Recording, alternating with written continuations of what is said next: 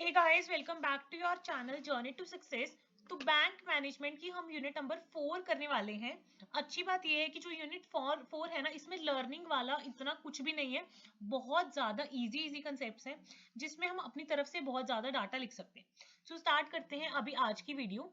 तो यूनिट 4 में हमारा फर्स्ट टॉपिक है कि ट्रेडिशनल बैंकिंग और ई बैंकिंग के बीच में क्या डिफरेंस है। So traditional banking versus e banking हम पढ़ेंगे और साथ में देखेंगे what are the advances of E banking, मतलब advantages of the E banking. So इसमें डिफरेंसेस के पॉइंट्स आपको याद करने की, बेसिस ऑफ डिफरेंस याद कर लेना, अंदर तो आप समझ ही जाओगे। देखो, प्रेजेंस, जो ट्रेडिशनल हमारा बैंकिंग सिस्टम है उसमें क्या है, बैंकिंग एग्जिस्ट फिजिकली, हमें वहाँ फिजिकल स्टोर बना होता है, फिजिकल लोकेशन पे बैंक की लोकेशन होती है। बट इंटरनेट बैंकिंग में क्या होता है, कोई फिजिकल लोकेशन नहीं है, आप सीधा ऑनलाइन जाओ और जो भी आपको करना है वो कर लो। ठीक है। टाइम, अभी कंज्यूमर्स को क्या है, बैंक विजिट करने में, आने जाने में, सारा कुछ काम करने में बहुत ज्यादा टाइम लगता है। सो टाइम कंज्यूमिंग प्रोसेस है। और ऑन द अदर हैंड अगर आप इंटरनेट बैंकिंग की बात करो, सो आपको इतना टाइम ही नहीं लगेगा, ना ही आपको ब्रांच में जाना है कुछ भी करवाने के लिए। आप readily anywhere anywhere any time anywhere अपने कंप्यूटर से या जहाँ पे भी आपको इंटरनेट का एक्सेस है वहां से सर्विसेज अवेल कर सकते हो। सो प्रेजेंस एंड टाइम, दो पॉइंट्स क्लियर हो गए। Next point is accessibility. ऐसे तो है नहीं अब 10 बजे बैंक जाओगे बैंक खुला होगा, नहीं ना, बैंकिंग सिर्फ बैंकिंग आज के टाइम पे खुली होगी। सो लोग सिर्फ उसी टाइम पर बैंक जा सकते हैं अगर हम ट्रेडिशनल बैंकिंग की बात करें, during the working hours. But on the other hand अगर हम इंटरनेट बैंकिंग की बात कर रहे हैं, सो that is available any time, आपको 24 घंटे एक्सेस है। जब चाहो, जब भी आपको कंफर्टेबल लगे, आप जो भी ट्रांजेक्शन करना चाहते हो आप कर सकते हो। ठीक है। बट अगर हम वही सिक्योरिटी पॉइंट ऑफ व्यू से बात करें, ट्रेडिशनल बैंकिंग में इतने ज्यादा ई सिक्योरिटी थ्रेट्स नहीं है। On the other hand internet banking में बहुत ज्यादा हैकर्स इन्वॉल्व हो जाते हैं, सिक्योरिटी इज थोड़ा सा इशू आ जाता है कहीं ना कहीं। ठीक है। उसके बाद फाइनेंस कंट्रोल, अगर हम ट्रेडिशनल बैंकिंग की बात करें, तो जो लोग ऑफन बाहर जाते रहते हैं, अब्रोड वगैरह जाते रहते हैं, उन्हें इतना प्रॉपर अटेंशन नहीं दे पाते वो बैंक जाने को या उनकी ट्रांजेक्शन्स को। बट अगर जो लोग अब्रोड वगैरह जाते रहते हैं तो उनको अच्छा कंट्रोल मिल जाता है अपने फाइनेंसेस के ऊपर, in the case of internet banking. So internet banking अच्छा है उन लोगों के लिए जो फ्रिक्वेंटली बाहर जाते रहते हैं। ठीक है। अगर हम एक्सपेंसिव की बात करें तो लोगों को पैसे खर्चने पड़ते हैं ब्रांच विजिट करने के लिए। But on the other hand E banking बहुत ज्यादा इजी है, इतने ज्यादा चार्जेस भी नहीं लगते। So it is time saving. ठीक है। उसके बाद कॉस्ट, ट्रेडिशनल बैंकिंग में बहुत ज्यादा फिक्स्ड कॉस्ट इन्वॉल्व होती है। अब बैंक्स को जगह भी लेनी पड़ेगी, वहाँ पे इंफ्रास्ट्रक्चर भी सेटअप करना पड़ेगा। सो जो सेटिंग अप कॉस्ट है और जो ऑपरेशनल कॉस्ट, इतना सारा स्टाफ भी है, उस मतलब वो सारी चीजें बहुत ज्यादा कॉस्ट इन्वॉल्व हो जाती है। On the other hand E banking में ये जो फिक्स्ड एंड ऑपरेटिंग कॉस्ट हैं ये एलिमिनेट हो जाती हैं क्योंकि कोई भी फिजिकल प्रेजेंस नहीं होता बैंक्स का। ठीक है। उसके बाद कस्टमर सर्विस, अब सेम टाइम पे थोड़ा सा ही कस्टमर अटेंड हो पाएगा कोई भी बैंकिंग स्टाफ के द्वारा। बट जब ऑनलाइन बैंकिंग है आपको ऐसे नहीं क्यूज में खड़ना पड़ रहा है। आपके पास आजकल आर्टिफिशियल चैट्स हो जाती हैं, बोट्स बन जाते हैं, मतलब आर्टिफिशियल चैट बोट्स होते हैं जो आपसे कन्वर्स करते हैं। तो कस्टमर सर्विस काइंड ऑफ हम बोल देते हैं कई बार कि ऑनलाइन में बेटर है। बट कई बार हमें इसमें दोनों के एडवांटेजेस एंड डिसएडवांटेजेस हैं कस्टमर सर्विस में। कुछ चीज़ों में ट्रेडिशनल वाली बेटर है और कुछ चीज़ों में इलेक्ट्रॉनिक वाली बेटर है। ठीक है। अब कॉन्टैक्ट बैंकिंग, अगर हम ट्रेडिशनल बैंकिंग की बात करें तो फेस टू फेस कॉन्टैक्ट रहता है। बट अगर हम इलेक्ट्रॉनिक बैंकिंग की बात करें तो हमारा सिर्फ वर्चुअल ही कॉन्टैक्ट रह पाता है। अब जो ट्रांजिशनल प्रैक्टिस है उसमें जो बैंक की लोकेशन है वो ग्लोबल कवरेज नहीं कर पाती और ई बैंकिंग में कर पाती है। ठीक है। मार्केटिंग टूल्स, ज़्यादा अच्छी स्कीम्स इसमें ऑनलाइन इजीली अवेलेबल हो जाती हैं। प्रॉम्प्ट सर्विसेज ट्रेडिशनल में इतनी अवेलेबल नहीं होती, बट ऑनलाइन में आपको लंबी सर्विसेज में लंबी लंबी लाइनों में नहीं करना पड़ता और आपको जल्दी से जल्दी सर्विसेज मिल जाती हैं। ठीक है। अब reduction of error and frauds, तो इसमें क्या है, traditional banking practices does not produce a complete check on the banking transactions. So इसमें भी दोनों के अपने प्रोज एंड कॉन्स आप मेंशन करके आ सकते हो। पेपर वर्क, अगर आप फिजिकल ब्रांचेस की बात करो तो बहुत ज़्यादा पेपर वर्क है, बहुत ज़्यादा रेड टेपिज्म है। But on the other hand अगर हम ई बैंकिंग की बात करें, आपका कॉस्ट तो सेव हो रहा है, टाइम भी सेव हो रहा है, साथ में पेपर वर्क बहुत ज़्यादा कम हो गया है। आपको बहुत ज़्यादा ह्यूज पेपर वर्क करने की कोई भी रिक्वायरमेंट नहीं है। ठीक है। अब आप अगर फिजिकल ब्रांचेस में जाते हो या फिजिकल बैंक्स में जाते हो, so you have to carry the cash, तो कैरी कैश को कैरी करना थोड़ा डिफिकल्ट हो जाता है। But on the other hand जब आप ई बैंकिंग ट्रांजेक्शन वगैरह करते हो तो plastic money, credit card, ATM, मतलब काफ़ी और भी चीज़ें हमारे पास काफ़ी हो जाती है, तो रिस्क ऑफ कैरिंग कैश कम हो जाता है in the case of E banking. So this was the difference of the traditional banking versus the online banking. तो आपको अंदर वाला ये समझ लिया एक बार बहुत है, बस ये पॉइंट्स याद कर लेना। प्रेजेंस, टाइम, असेसिबिलिटी, ठीक है, सिक्योरिटी। पैट्स याद कर लो, PATS। P से प्रेजेंस, A से accessibility, T से टाइम, S से सिक्योरिटी। इतना याद हो गया। उसके बाद हम नेक्स्ट याद कर लेते हैं आपके 4 C's। C से कंट्रोल, C से कॉस्ट, C से कॉन्टैक्ट, C से कस्टमर सर्विस। ठीक है, हम हमारे 8 पॉइंट्स तो ऐसे ही लर्न हो गए। Pets and 4 C's। पैट्स से presence, accessibility, time and security. C से cost, control, customer service and contact. उसके बाद बाकी पॉइंट्स अपनी तरह से बना देना, expensive, global coverage, prompt services, reduction in errors, frauds, ठीक है, marketing tools, paper work, risk of carrying cash. मुझे लगता है इससे अच्छे पॉइंट्स आप खुद फ्रेम कर सकते हो एग्जाम में, क्योंकि आपको इनका डिफरेंस जब क्लियर होगा तो आप ऑटोमेटिकली पॉइंट्स, मल्टीपल पॉइंट्स बना सकते हो। Presence, times, accessibility, security, cost, control, customer service, contact, global coverage, prompt services, frauds, paper work, carrying cash, ऐसे मल्टीपल पॉइंट्स बना देना। ठीक है, क्लियर हो गया ये वाला topic. Next topic is what are the facets of E banking, और इसमें एक छोटा सा टॉपिक है इंटरनेट प्रोक्योरमेंट, ये हम नहीं कर रहे हैं फिलहाल के लिए, हम छोड़ रहे हैं। What are the facets of E banking. So आप मेंशन कर सकते हो पहले तो ई बैंकिंग क्या होता है, इसके बेनिफिट्स लिख देना, इसके फीचर्स लिख देना, डिसएडवांटेजेस लिख देना, थोड़ा लंबा हो जाएगा। तो उसके बाद फेसेट्स हमने पूछा है, तो फेसेट्स में हमें 4 पॉइंट्स मेंशन करके आ सकते हैं और उसको डिटेल्ड में एक्सप्लेन कर सकते हैं कि जब भी ई बैंकिंग होती है, एक तो उसमें हो सकती है bank to bank E banking, ठीक है। उसके बाद दूसरा हो सकता है customer to bank E banking, ठीक है। Main E banking customer to bank हो सकती है या बैंक टू बैंक, दो बैंक्स के बीच में आपस में ई बैंकिंग हो सकती है। उसके बाद थर्ड पॉइंट बना देना इंट्रानेट प्रोक्योरमेंट, क्या बना दोगे, इंट्रानेट प्रोक्योरमेंट। उसके बाद fourth point is electronic central banking, इसको हम आगे और डिटेल में पढ़ेंगे। सो मेन 4 फेसेट्स हैं ई बैंकिंग के, customer to bank E banking, bank to bank E banking, electronic central banking and intranet procurement.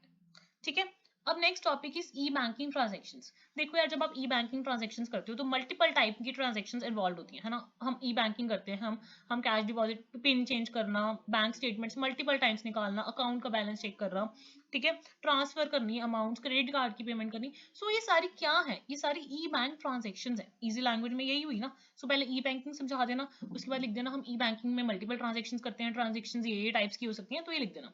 सो अब हम ट्रांजेक्शन में क्या क्या लिख के आ सकते हैं, थोड़ा सा आइडिया दे देती हूँ। To inquire about the account balance, सबके फोन में ई बैंकिंग वाली एप्स आज के टाइम पे होती है हमारे यूथ के, ठीक है।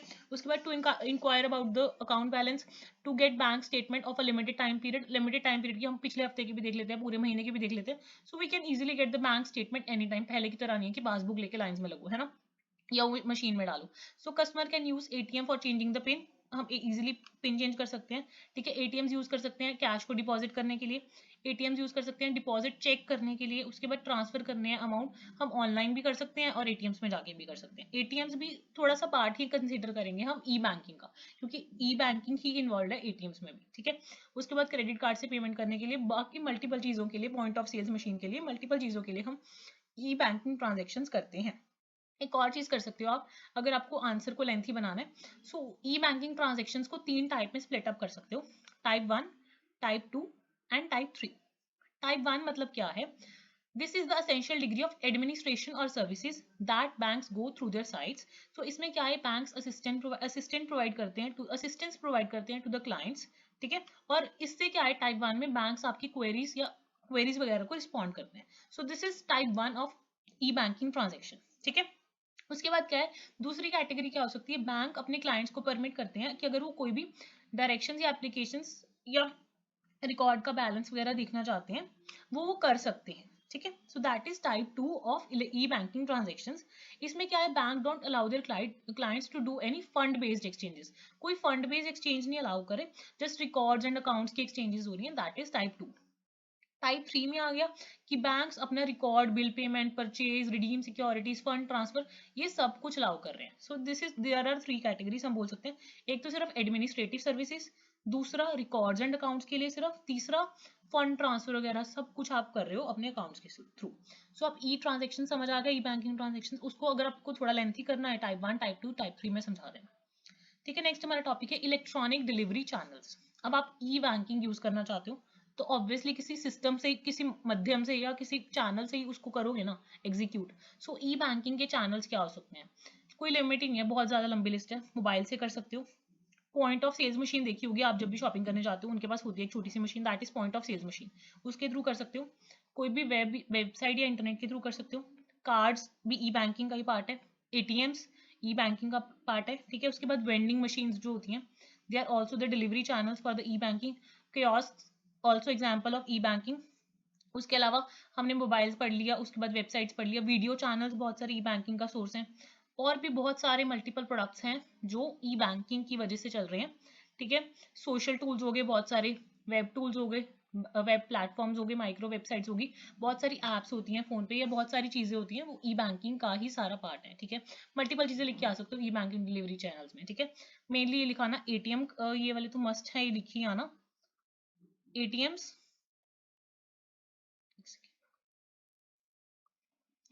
ATMs, cards, websites, POS, mobiles, 5-6 हो गए, वेंडिंग मशीन्स, कियोस्क, 7.6 वाले हो गए, 8वां प्रोडक्ट्स, 9th एप्स। ये तो मस्ट है, ये लिखिए ना। These are all the electronic delivery channels. इसके अलावा आप आरटीजीएस भी लिख सकते हो, that is real time gross settlement, और NEFT that is national electronic fund transfer. तो ये सारे इलेक्ट्रॉनिक डिलीवरी चैनल्स ही हैं, ठीक है। They are the all electronic delivery channels.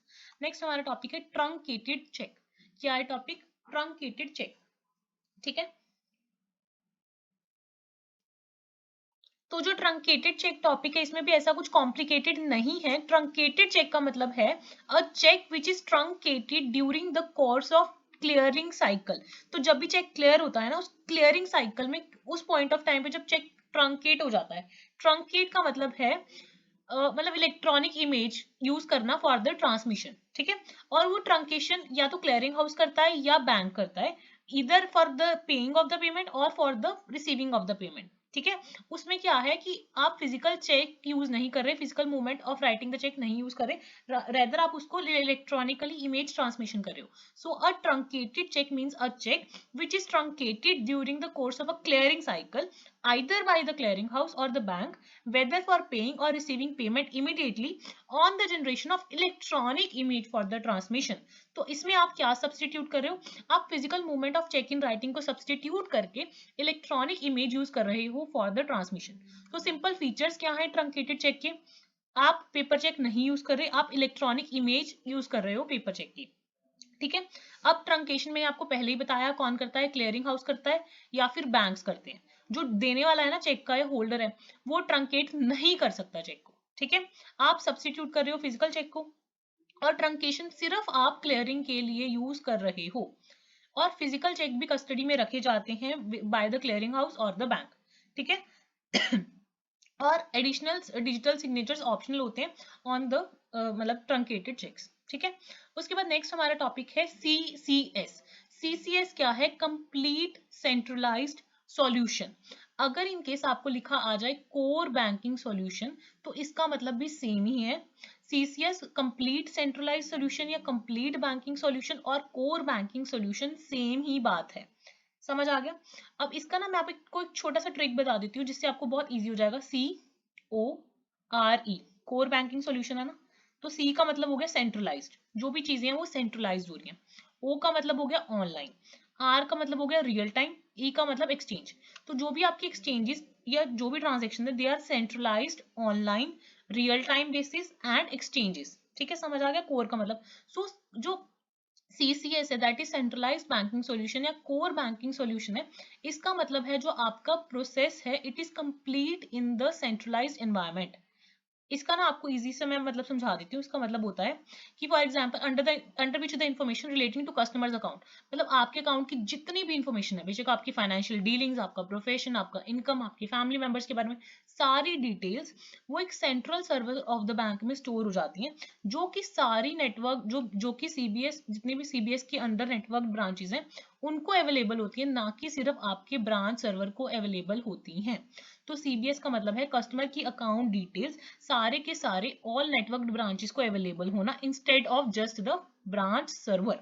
समझ आ गया core banking. So core banking क्या है? Centralised, online, real time exchange. So bank can access applications from centralised data centre. तो आपकी जितनी भी इंफॉर्मेशन है वो सेंट्रलाइज्ड डाटा सेंटर में चली जाएगी, जहां से बैंक्स एक्सेस कर सकते हैं। अब आपका टॉपिक है सीबीएस की क्या क्या फीचर्स हैं, सीसीएस के क्या क्या फीचर्स हैं। तो एक चीज आपको बता देती हूँ, अगर आपका सपोज अकाउंट कोई और बैंक में और किसी और अकाउंट में किसी और बैंक में जाते हो, सो इजी हो जाएंगी ना वो सारी चीजें, सीमलेस मर्जिंग हो जाएगी, आप इतने मल्टीपल प्रोडक्ट्स हैं उनका बेनिफिट्स ले सकते हो, तो इन चीजों से बहुत ज्यादा एडवांटेजेस मिलेंगी। सो इम्प्रूव्ड ऑपरेशन हो जाएंगे, ऑपरेशन इंप्रूव हो जाएंगे, कस्टमर की डिमांड्स इजीली एड्रेस कर पाएंगे, इंडस्ट्री का पूरी बैंकिंग इंडस्ट्री का कंसोलिडेशन हो जाएगा, जितने भी एरर्स हैं, मल्टीपल एंट्रीज हैं, ये सब चीजें कहीं ना कहीं दूर हो जाएंगी, ठीक है। ईजी अवेलेबिलिटी हो जाएगी, न्यू फाइनेंशियल प्रोडक्ट्स एग्जिस्टेंस में आ जाएंगे, और जो एग्जिस्टिंग बैंकिंग प्रोडक्ट्स हैं उसमें भी बहुत अच्छे अच्छे चेंजेस आ जाएंगे, ठीक है। सीमलेस मर्जिंग हो जाएगी, और इसमें मेनली ये है कि मल्टीपल एंट्रीज, एरर्स वगैरह ये सब कम हो जाएगा, ठीक है। आप फीचर्स में ये पॉइंट या तो याद कर सकते हो या समझ के जा सकते हो जस्ट। तो अभी मैं आपको बता रही हूँ what are the features of CBS या फिर सीसीएस, कोर बैंकिंग सॉल्यूशन या सेंट्रलाइज्ड कंप्लीट सॉल्यूशंस का फीचर्स क्या है। फीचर्स वही है जो एडवांटेजेस में हम लिखते हैं, पहले ये समझा देना, ये सेंट्रलाइज्ड होता है, ये ऑनलाइन होता है, ये रियल टाइम होता है, इसमें एक्सचेंजेस होती हैं, ये सब तो समझाओगे, ये सारे फीचर्स का ही पार्ट है। उसके बाद ये पॉइंट्स आप मेंशन करके आ सकते हो जो मैं अभी आपको बता रही हूँ। कस्टमर ऑन बोर्डिंग, कस्टमर्स आते हैं आपकी बोर्डिंग में, managing deposits and withdrawals, deposits को मैनेज करना एंड विड्रॉल करना इजी हो जाता है, ट्रांजैक्शंस का मैनेजमेंट इजी हो जाता है, इंटरेस्ट कैलकुलेशन वगैरह इजी हो जाता है, पेमेंट्स का प्रोसेसिंग इजी हो जाता है, कस्टमर का जो रिलेशनशिप बनता है मैनेजमेंट के साथ वो अच्छा हो जाता है, न्यू बैंकिंग प्रोडक्ट्स इमरजेंस में आते हैं, ठीक है, लोन्स वगैरह की मैनेजमेंट इजी हो जाती है, ठीक है, establishing criteria for minimum balance, interest rate, ये विड्रॉल्स अलाउड, ये सब कुछ एस्टैब्लिश करना, एक फिक्स्ड स्टैंडर्ड क्राइटेरिया को एस्टैब्लिश करना इजी हो जाता है, ठीक है। 360 डिग्री व्यू में कस्टमर व्यू मिलता है, नए नए प्रोडक्ट्स ओरिजिनेशन में आते हैं, जनरल लेजर को मेंटेन करना है, रिपोर्टिंग वगैरह इजी हो जाता है, ठीक है। सारी management, security, audit, growth, productivity, सारी चीजों में फायदा होता है। तो आप अपनी तरफ से ज्यादा अच्छे पॉइंट्स बनाओगे मुझे लगता है इसके कंपैरेटिवली, तो आप बना सकते हो कोर बैंकिंग, अगर आपको मतलब क्लियर हो गया, ठीक है। अभी लास्ट टॉपिक है हमारा इस यूनिट का, that is constraints in E banking. अब हम ई बैंकिंग कर ही जा रहे हैं पूरे यूनिट में, उसके कुछ नुकसान भी होंगे, उसकी कोई दिक्कतें भी होंगी।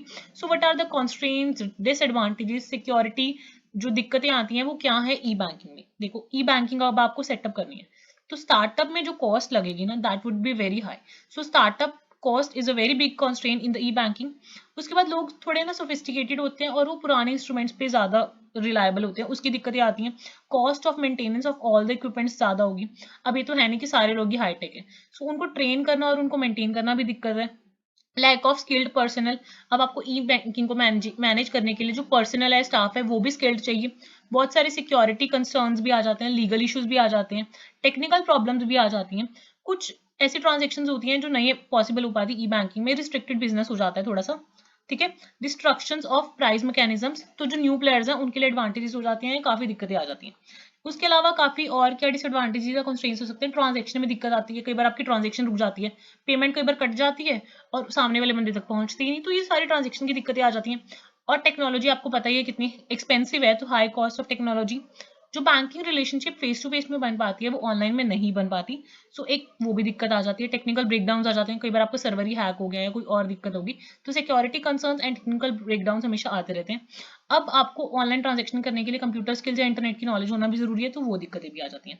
उसके अलावा कुछ रिस्क होते हैं ऑनलाइन बिजनेस में, जैसे customer service is always like scary, आप कभी भी ट्रस्ट नहीं कर सकते ऑनलाइन बैंकिंग की कस्टमर सर्विस पे, थोड़ा डाउट रहता है, तो दैट इज ऑल्सो रिस्क, ठीक है। ये तो फालतू का पॉइंट छोड़ो। उसके बाद हैकिंग हो सकती है, आपकी आइडेंटिटी थेफ्ट हो सकती है, ठीक है। अगर आप आपकी सिक्योरिटी को थ्रेट हो सकता है कई बार। और कई बार आप कभी पब्लिक प्लेसेस पर जाते हो और आपका जो फ्री वाईफाई होता है वो कनेक्ट हो जाता है और कोई आपका हैक कर लेता है, उनके पास आपके पिन कोड्स वगैरह चले गए। So you should never ever do your banking transactions on the public wifi, तो उसकी दिक्कतें आ जाती हैं, ठीक है। तो डेबिट कार्ड को लेके पासवर्ड्स आपको चेंज करते रहना चाहिए, पासवर्ड्स वगैरह लीक हो जाते हैं। So these are all the constraints of the E banking, तो आप ये सारा मेंशन करके आ सकते हो, इसमें डिसएडवांटेजेस लिख के आ सकते हो, बाकी सेटिंग अप के डिसएडवांटेजेस लिख के आ सकते हो, ई बैंकिंग को सेटअप करने में क्या क्या इश्यूज आते हैं, और बाकी रिस्क वगैरह भी लिख के आ सकते हो ई बैंकिंग के। आई होप आपको थोड़ी हेल्प मिली होगी इस वीडियो के थ्रू। हालांकि मेरे पास कोई प्लान नहीं था ऐसा इसका अपलोड करने का, बट स्टिल अब इसका एक यूनिट और पेंडिंग है, थर्ड वाला। आई विल ट्राई कि मैं उसको भी अपलोड कर दूं जल्दी, ठीक है। Please don't forget to like, share and अपने ऐसे ही इतना सारा प्यार और कमेंट्स नीचे कमेंट्स में डालते रहना, ठीक है। बाय।